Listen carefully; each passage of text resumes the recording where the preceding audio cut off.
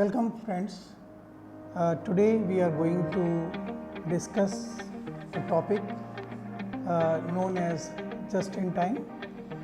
This is a unit 16 of your course production management, and I am your course coordinator Dr. Ashish Agarwal from School of Engineering and Technology, IGNOU. When we talk about just in time, as it says the name, just in time. Now the first and the most important thing that what we are going to cover in today's session. In today's session, when we discuss about just in time, you will be able to understand the philosophy of just in time manufacturing. You will learn the characteristics of just in time. You will be able to understand the working and design of a term Kanban, which is used in just in time. There are certain implementation issues that we will discuss, and finally we will go to understand the advantages and the benefits of just in time. Now, if you just see this figure is an analogy of just in time. I thought that before going in detail, you should understand the concept of just in time. This is a river, or you can say a sea, where there are so many stones or rocks are there. Since the sea is full of water, or you can say it is full of inventory, so the ship is sailing smoothly. The rocks represent problems, and we are not reducing, we are trying to have minimum variability in case of just in case inventory system. That just in case means whenever there is a requirement, we have a plenty of inventory. We do not care what amount of inventory we require or not. Now I will show you another two pictures. In the top one picture, the ship is smoothly sailing without any interference caused by the rocks or problems. Then we reduce the level of inventory, just like quality issue, variability issue, inventory held up issue, lead time issue. All these issues when come, the ship start feeling difficulties. Now you will realize all these things, that when you face the difficulty, what you will do? You will simply try to tackle all these difficulties. You will try to devise a mechanism so that you can manage those difficulties. Just like the scrap or the quality issue, or many other issues, just like variability issues, just like quality issues, all these comes in the path of a ship, and then you will try to resolve. That is the just-in-time concept. So I think that with this analogy, I would be better. I would be in better position to explain about the just-in-time. If I go for introducing the just-in-time, it can be defined as a production strategy, especially designed to eliminate waste during the process or during a production process. It considers all those things as a waste that do not add any value to the product. Thus, just-in-time means reducing inventory levels, improving quality, providing motivation to the workers to solve the problems as soon as they occur. The implementation of just-in-time also requires use of high quality parts and the processes, and the minimum lot size of a product. If you concentrate on the first part, it says quality parts. In other words, we can say standardized part and the processes. Now, if we talk about the just-in-time philosophy, if I say that just-in-time system was initially developed by Japanese companies like Toyota in Japan. Later on, it was developed by other manufacturing companies of USA and Europe. Basically, the concept was beneficial to all, so it was spread like anything. And if I recall the period from 1982 to 2000, every company was running behind adopting the just-in-time philosophy. Now it has become one of the most advocated and popular manufacturing, especially for large volume repetitive manufacturing operations, just like in case of automobile industry.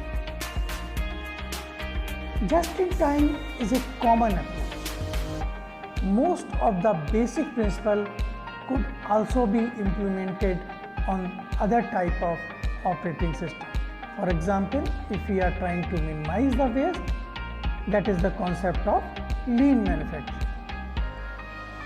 Just-in-time has been defined as involving the production of necessary items in the required quantities at the desired time. Or in other words, with this approach, the materials and the items required by the process are made available as and when they are required, not before.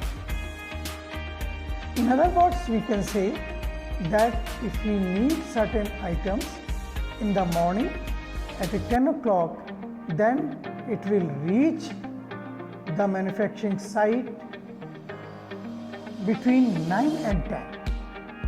So there is no requirement for waiting and there is no requirement for holding the material for a longer time.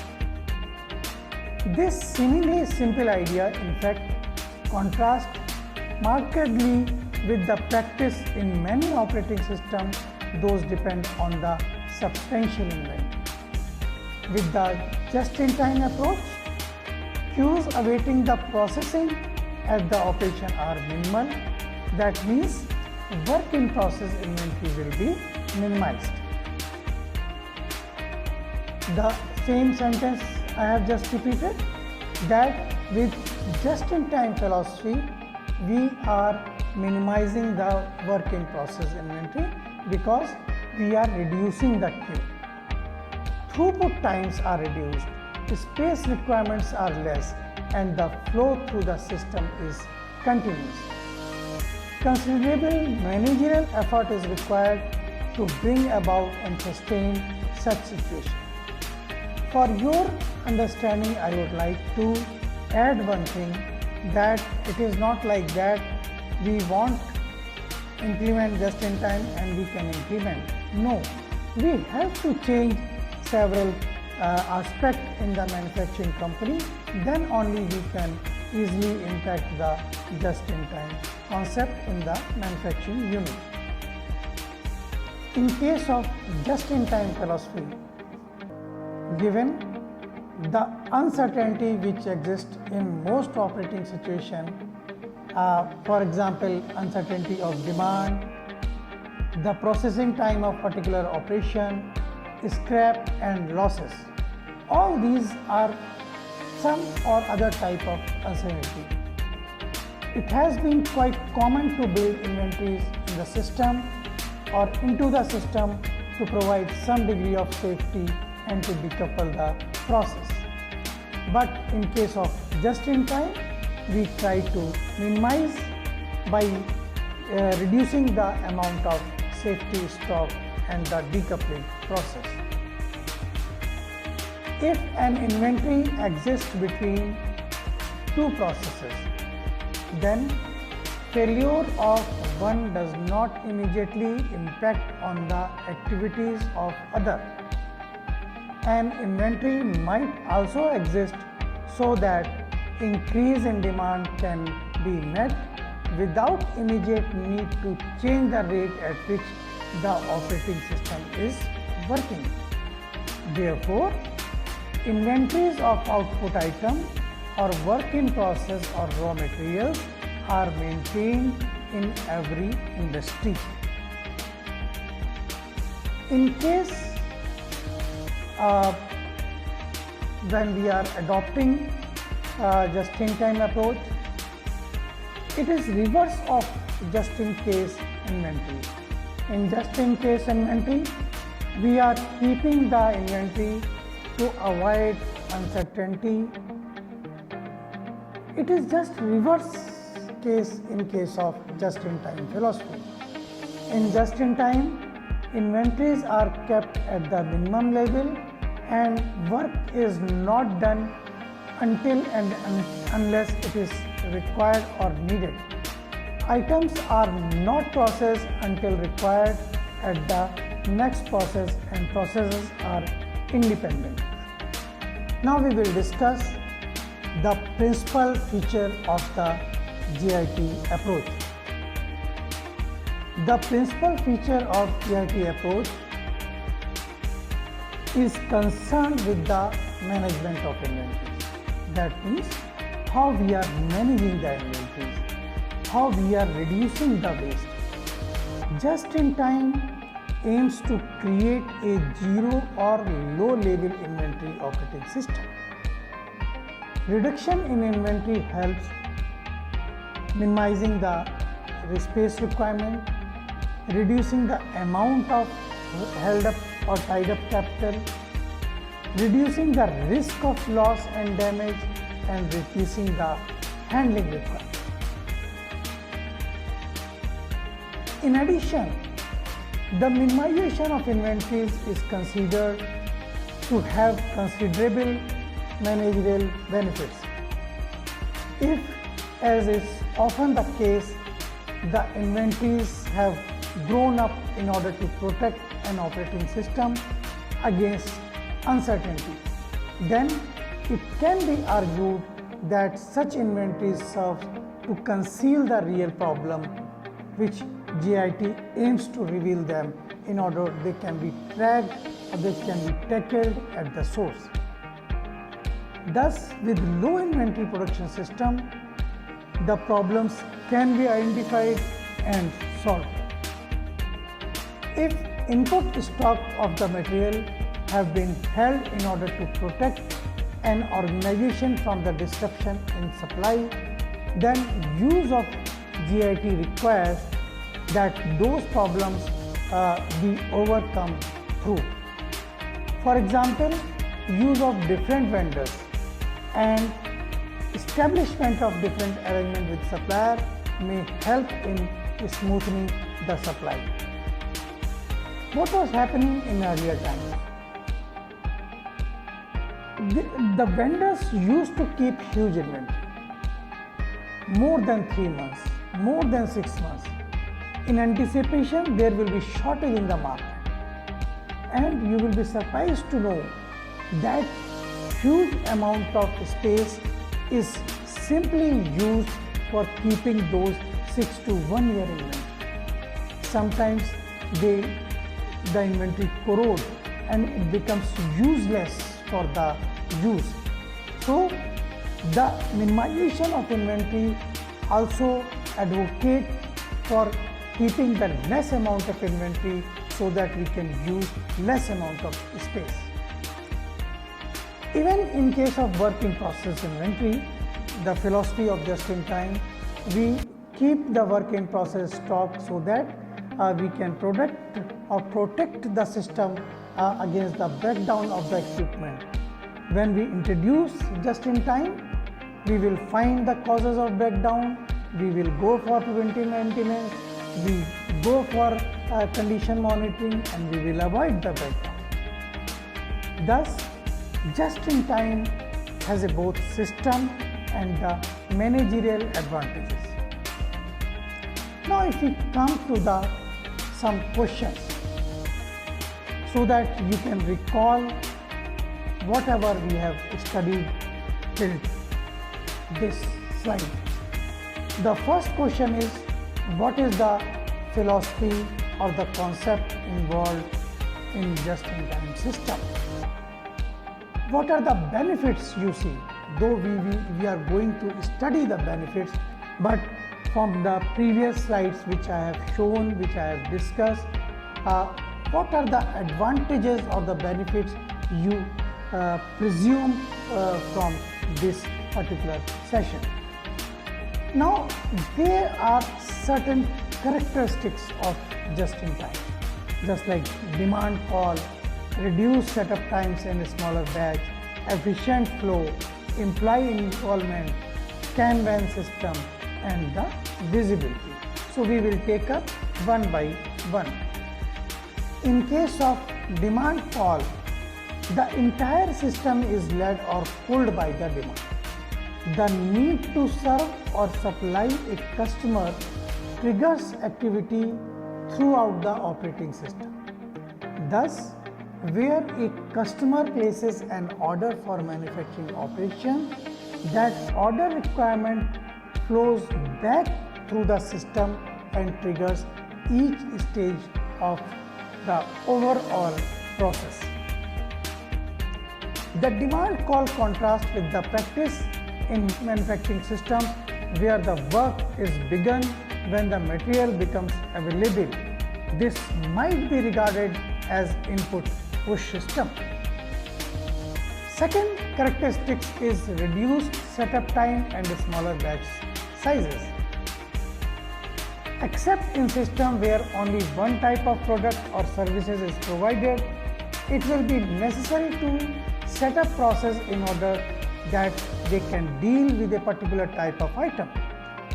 This is a basic characteristics of a batch processing system. JIT aims of processing items only as and when required, necessitate the processing of a small batch size. It leads to reducing the cost of setup, which in turn related to setup time, reduce economic batch time. Just in time therefore is associated with small batches and the short and economical setup. Third characteristics is efficient flow. In case of just-in-time, there is a need for rapid throughput and the avoidance of substantial work in process inventory, and thus there is a need for space which necessitate and enable efficient flow system throughout the processing or the process. The rapid movement of items between the process is an essential prerequisite for just-in-time. In case of efficient flow, we want to rationalize the flow. It is a requirement of just-in-time. So these three aspects are the essential characteristics of a just-in-time system. These are the necessary characteristics. However, in practice, because of the manner in which just-in-time is normally pursued, these three additional characteristics are employee involvement, Kanban, and the visibility. Just-in-time always talk about employee involvement. It always says that there is a requirement to involve every person. Therefore, the interdependence of the operation, the rapid flow, and the absence of buffers necessitate smooth and the efficient control. In practice, this has been found to necessitate the active participation of all employees. In this way, possible disruption can be seen and avoided, and operation scheduling and control are improved. Friends, we are talking about additional characteristics of just-in-time. One important characteristic is employee involvement. When we talk about employee involvement, it can be in many ways. When we talk about just-in-time, in the same time we have a total quality management, or quality circle formation in the manufacturing company, business process engineering. There are so many concepts. But employee involvement means that employee should feel the product which he is making as it's his own product. If there is a problem, then he is responsible, but if he involves or she involves himself or herself, then definitely chances of problem will be reduced. So there are certain cases where the feedback from the employee end comes that we can solve this problem by this way. There are so many examples. Even in case of Honda car company, there was a problem that whenever after the painting, when we have to carry the doors from one end to another end, there were certain type of scratches were observed in the doors. The opinion or the suggestion came from a very, very low level worker. He, along with the team, he designed a very simple process with the help of wooden. The doors were tied up with the help of chain, and then when it moved from one end to another end, the scratches were reduced to zero. So that is the employee involvement. Employee involvement is very essential characteristics in case of just-in-time. Now we will talk about the second additional characteristic. As we know that just-in-time works on a pull stretch, and Kanban implies a sign or instruction card. Kanban helps in regulating activities in just-in-time system. The Kanban system and its derivatives have become a standard mean for achieving the production and with just-in-time. In case of Kanban system, the basic thing which you understand, that suppose you have 3 friends playing a game. You have 10 balls, your friend have 10 balls, your other friend have 10 balls. Now, if your friend demands a certain number of balls, he will raise a demand with the help of a card. He will say that 2 balls of white color is required. So it reaches to you, but you do not have the white balls. Then what you will do? You will pass this card to your player number 1, writing, please give 2 balls. So this card is nothing but a Kanban. So Kanban basically pulls or it triggers the order. Last but most important additional characteristics is the visibility. Visibility means the every player in the manufacturing system should be made visible about the just-in-time objective, even the inventory rate. So one of the principal objectives of JIT is the visibility. Visibility is the ability to see what is happening and what is the level of stock. It is ensured by making a simple system.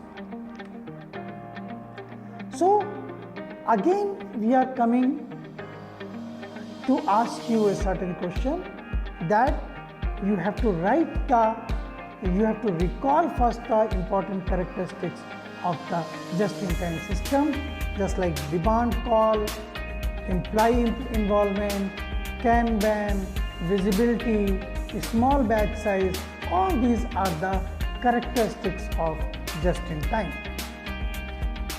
Now, what are the prerequisite for effective just-in-time. As I told you that we cannot implement just-in-time in any manufacturing company or any service industry. There are certain prerequisites which should be implemented before implementing the just-in-time. So I have just pointed out some prerequisites. Low variety of item being processed, because we cannot go for a large variety, therefore we should go for the low variety. Demand stability. There should not be any high variability or the large variability of the demand, so demand should be stable. Third most important prerequisite is vendor reliability. It is to ensure the reliable supply. Suppose we have 3 vendors and the lead time is 2 to 3 days. That means from all the 3 vendors, the product or the item must reach within 2 to 3 days. Fourth important prerequisite is defect-free material to avoid the disruption. It is very important in case of just-in-time that we do not carry the inspection at the manufacturer side. What we say to the vendor, you conduct the inspection and you ensure the quality. We will not go or we will not waste time. We assume whatever material is coming, it is defect free. It will not create any disruption. In case of any defect, you will be penalized. Fifth important prerequisite is good communication. This is to help to ensure the continuous operation and the minimum disruption. Nowadays, with the help of ICT tools, we are making the communication very fast and very transparent. Another prerequisite is the preventive maintenance.